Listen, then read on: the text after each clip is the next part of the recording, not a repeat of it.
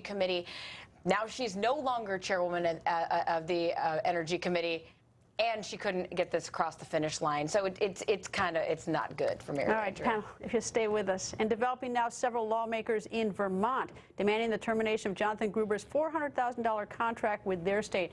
As we've reported, Gruber is making millions of dollars around the nation off health care consulting, while at the same time insulting Americans, calling American voters stupid. Here's how he responded to health care questions at a 2011 Vermont hearing. Was this written by my adolescent children by any chance? And Vermont Senate Minority Leader Joe Benning joins us. Good evening, sir. Good evening, Councilor.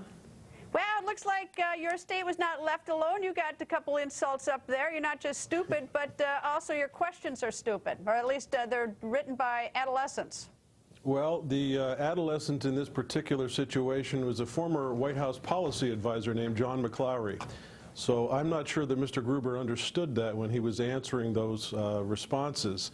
But the questions that were raised were very legitimate concerns, and right now we have an abstract concept that's 4 years in the making, and unless and until we actually see the details of this plan, any question from anyone is perfectly fair game.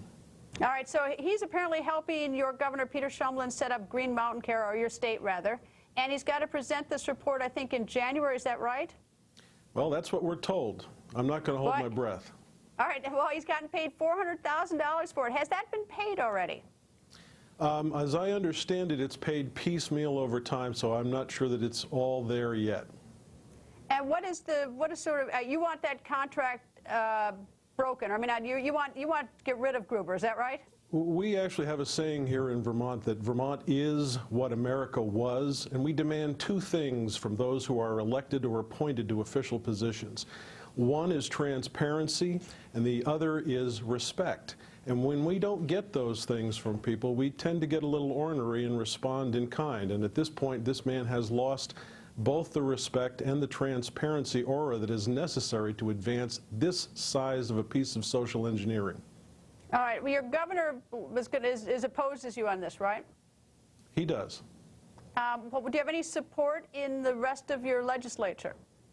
Well, we are actually having a caucus in my Senate tomorrow morning to have a conversation about this. I don't know what the results of that will be, but 3 of my colleagues from the House have actually sent a letter to the governor asking that he terminate the contract immediately.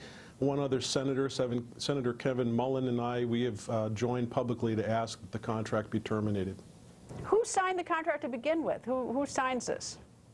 That I can't answer you because I don't have that. I wasn't in that loop. All right, well, somebody signed a $400,000 contract with Mr. Gruber. The contract is supposed to be performed by January. We'll see what happens. Thank you, Senator. Thank you for having me. And our next guest is a nurse turned congresswoman. Representative Renee Elmer says Gruber's remarks confirm the deception, which is a nice way to say lying, is behind the